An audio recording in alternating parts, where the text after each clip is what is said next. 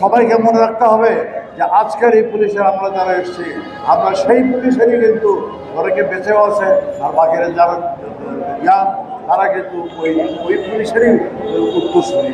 কাজে যে পুলিশ প্রথম প্রতিরোধ করে তুলেছিল দেশের স্বাধীনতা নিয়ে আসার লক্ষ্যে, তারা আজকে স্বাধীনতা রক্ষা করার জন্য শেষ বিন্দু পর্যন্ত রক্ত দিবে প্রস্তুত আছে। এই সংবাদটি সবাইকে জানিয়ে দেওয়ার উদ্দেশ্যেই আমাদের এখানে আগমন।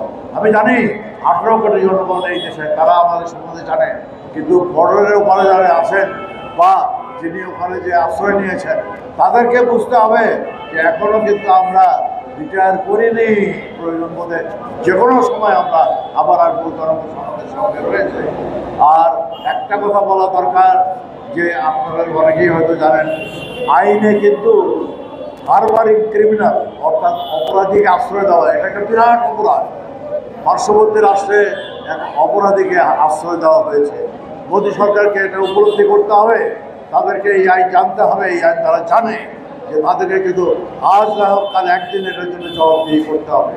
আর যিনি ওখানে বসে বসে সেই চক্রান্ত চালাচ্ছেন তাকেও বুঝতে হবে যে তাকেও কিন্তু একদিন না একদিন বিচারের আওতায় আমরা নিয়ে আসবো ইনশাআল্লাহ।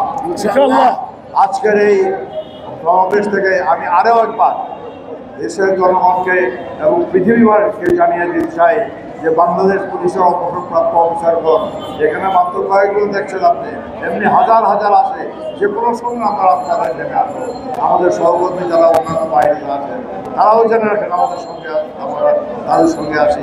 এই দেশের স্বাধীনতা রক্ষা করবে পুলিশ বাহিনীর প্রতিটি সদস্যদের তাদের আপনার চেষ্টা চালিয়ে যাবে। অবসরপ্রাপ্ত অফিসার যারা আছেন বা অবসরপ্রাপ্ত কর্মচারী যারা আছেন তারাও প্রত্যেকে এই দেশের স্বাধীনতা রক্ষা করবে। এই দেশে যারা রক্তচক্ষু দেখাচ্ছে তাদের সেই চক্ষু উপার্জন করার জন্য প্রস্তুত হয়ে আসে। সাবধান হয়ে যান, আপনাদের ভালো হবে। ধন্যবাদ সবাইকে। আসসালাম।